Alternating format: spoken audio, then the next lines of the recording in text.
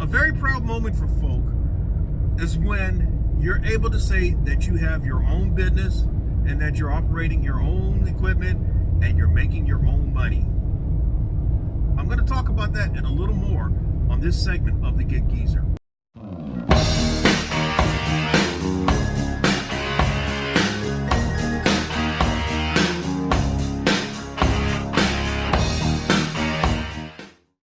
If this is your first time checking out the Get Geezer, if you're a returning visitor of the Get Geezer, thanks for coming by. And if you would not mind, hit that subscribe button, give my content a thumbs up, share my content among others, and welcome your comments in the section below. Before I get going, I want to just acknowledge some folk whom I've acknowledged before with their YouTube channels. And these are folk whom I'm a subscriber and I would venture to say a regular commenter on their pages. And the reason why I'm pointing out these guys are because they're always uploading content that really gets you to thinking about how you should be operating your personal enterprise. I didn't say business, I said personal enterprise, just for the sake of this conversation. They are Uberjeep AZ, Jay Watts, Saint Mike 504, and Dad-13. Now, this segment of the Get Geezer is about basically, you want to be your own boss. You want to operate your own business, your personal enterprise. Okay? What does that really entail? Now, I shared in a recent segment of the Get Geezer how, as I gave the illustration, Social Security is like this with me. AARP is well behind my rearview mirror when I first started receiving material from AARP. So that means I've lived a few decades. And I believe that one of the worst things, the worst adjectives that could be associated with my name is if someone were to call me an old fool. Now, somebody may still call me an old fool, but it won't be for the content that I'm putting up on this channel. I take a lot of responsibility in what I do, what I put out there. I treat this as if it was when I was back as a newspaper reporter. And I've shared many times how I felt my responsibility as a reporter was to inform and educate and maybe at some point entertain people. So I felt it was a personal responsibility to put out thought-provoking yet accurate information. And that when people come back to look at what I did, it would stand the test of time. Or what I've done, it would stand the test of time. So, yes, you say your own boss. You're able to pimp your walk and grab your Johnson just because you got your own business. And yeah, that means that you can work whenever you want, however long you want, and you can take a vacation whenever you want. But there's responsibility that goes with it. And I think that's what I'm really trying to get people to see. What are some of the things that goes with being your own boss? The greatest satisfaction is when somebody, I'm not going to say this has been for me, but I give you a very good example. Within the past month, I was in Greenwood, South Carolina, and the guy asked me, well, who's your company? I said, mine. And then I handed him my card. A few months back, someone asked me, well, hey man, are you renting that van? I said, no, this is my van. And he looked at me like, oh. And it wasn't so much as a point of pride or arrogance. I was just giving him a straight up answer. It's my van. It's my business. But I also know within, as what I've often said, if you want to see business-like results, you got to treat it like a business. But if you don't have a business person's acumen or business person's mindset, how can you treat it like a business? And that's kind of a round and around question and all, but it's a fact. I mean, I mentioned in this segment of the Get Geezer, you can have great desire. You can have all the desire in the world, but if you don't have, if you're not producing the right results, the desire means nothing. So it sounds good to say that it sounds nice to say, I've got my own business. I got my Sprinter van, or I got my van, and I'm making my own money. Yes. You're not having to wait for somebody to advance money to your checking account or pay you a check when they said they're going to pay you, or you don't have to worry about whether you got a job to go to the next day, because the reality is, now, as a business person, it can happen that one of your main clients, they shut their doors. I'll give you a good example of that. Back in 2008, I was really hit hard by that economic downturn, that recession, the 2008-2009 recession, when I lost 75% of my income. My main client, my biggest client, closed their doors in the fall of 2008. I was bringing in at that time about $3,500 a month with doing group benefits, individual health, and all that. And these people accounted for like 2,000 of it. So when they closed their doors, it took me a couple of years to even come close to recouping half of what I was making. So that is a reality when you are operating your own business. Now, once that business closed, so I'm kind of limping along. And what I'm doing now is I'm forced a year or so later to get a W-2, working at a place that I cursed at every opportunity. I cursed that place when I went there. I cursed that place while I was there. I cursed that place as I left. I cursed that place when I got home. I cursed that place before I went to sleep. I simply hated that job. And I mean, the pay was horrible. We're talking about third world working conditions, and I hated that place. But yet, I was still an insurance agent. But then another company, one of my first clients, their doors closed. And now when I lost like about 2/3 of the money that I had been bringing in as an insurance agent, now when their doors closed, now that total had ticked up to now about 80-85%. So I'm operating at 15% capacity. And to be honest with you, I've never really recovered as an insurance agent, although I have since gone on to reconstitute as a full service agency, being that I offer life, health, personal auto, homeowner, business insurance, and I can even do annuities. But I've never brought in consistently the type of money as I did from the time period of 2005 to 2000. But my intent with the content that I've uploaded is to help you. I mean, the question is, do you want to sink or swim? Do you want to crash or burn? My hope with the content that I've uploaded, even as I have documented my experience, is to share things that will help you to swim. And not only swim like a dolphin, swim like a synchronized swimmer. Now, why I say a synchronized swimmer? The synchronized swimmer is recognized as one of the best athletes out there. Their lung capacity surpasses just about all types of athletes. They're in the same category with their lung capacity as a marathoner.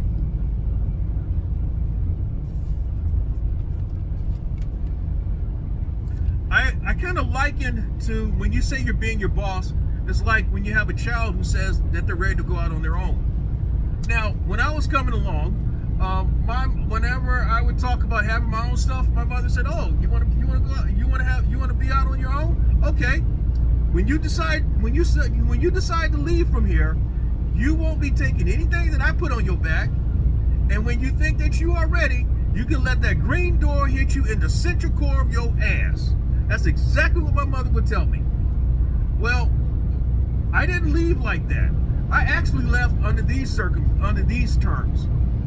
I had an opportunity to go back home to Houston to go to school. And when I left, I basically left with everything that I owned, and I could pack in two hands, and basically everything I owned was I could carry with both hands. And I went back home to Houston, attending Texas Southern, knowing that I had to swim. It was sink or swim. I didn't have, I mean, I had nothing to look forward to going back to the hood. And certainly, I can't say I knew I had what I had to look forward to as I went back to Texas Southern. But I set the goal when I went back that I would finish in 3 years. And I finished in 3 calendar years. I started in the fall of 1985, which kind of tells you about kind of where I'm at in age. And I finished, my last semester was fall of 1988. And the one thing that I've always shared with people when they tell me that they're about to earn their degree, whichever level, undergrad or graduate or even doctoral, the one thing that I've learned is that when that paper is conferred upon you, nobody can take it from you. And so the experiences that you learn in your personal enterprise, in your personal experience, as I am learning, what you learn, nobody can take from you. Nobody. It almost gets to a point that you can tell people, you can't tell me a motherfucking thing. I've been doing this stuff.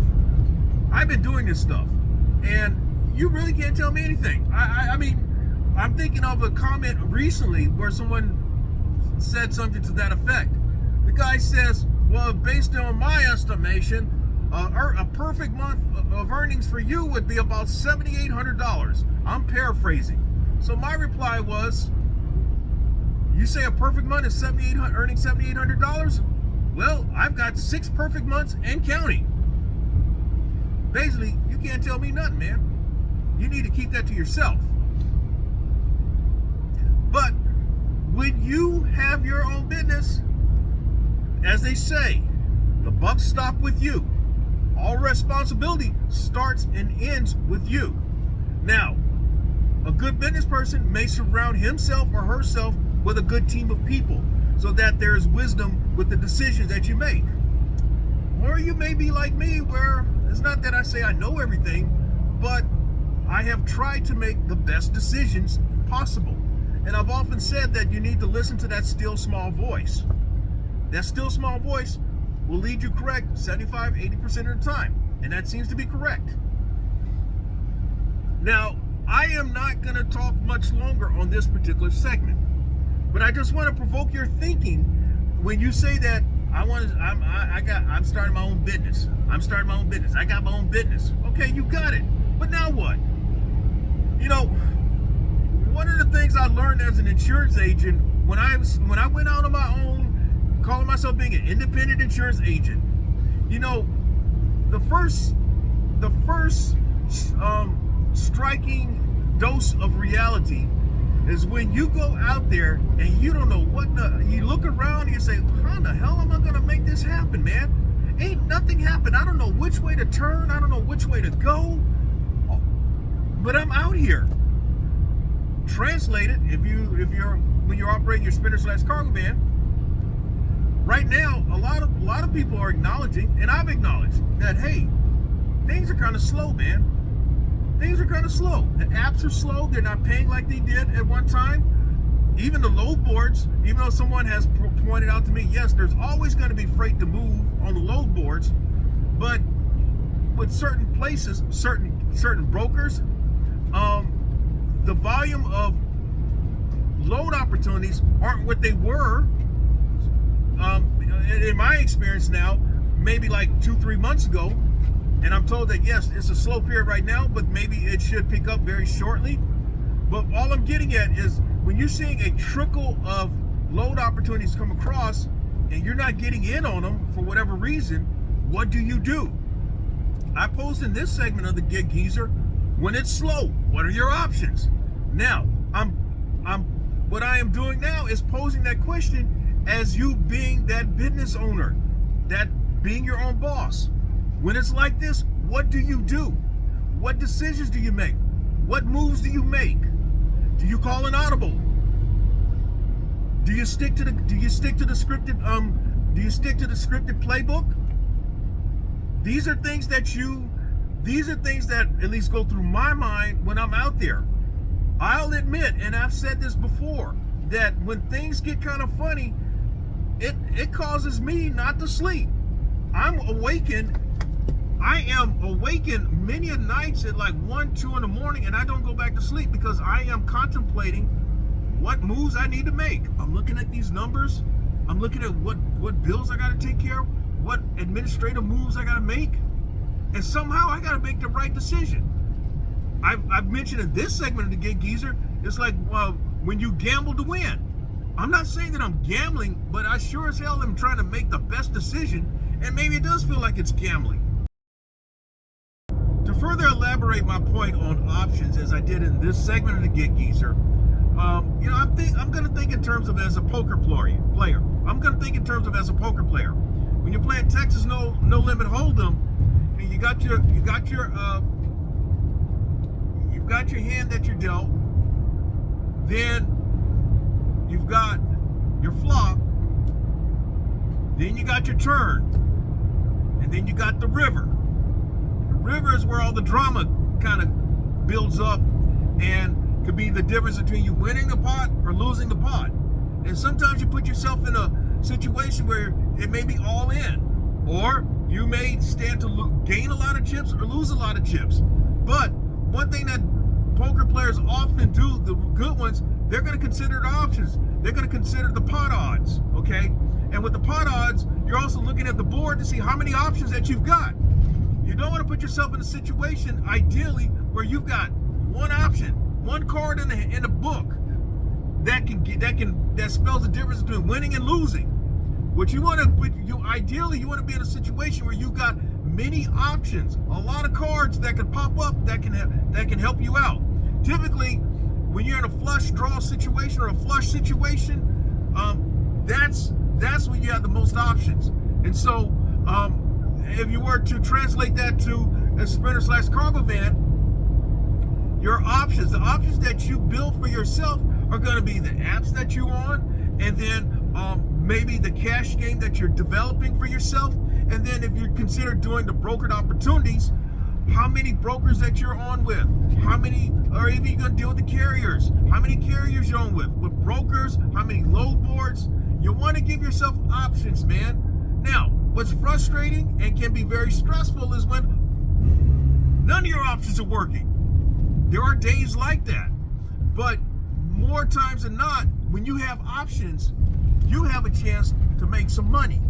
How much? Don't know, but you have a chance. You have a better chance than the next person to make your money.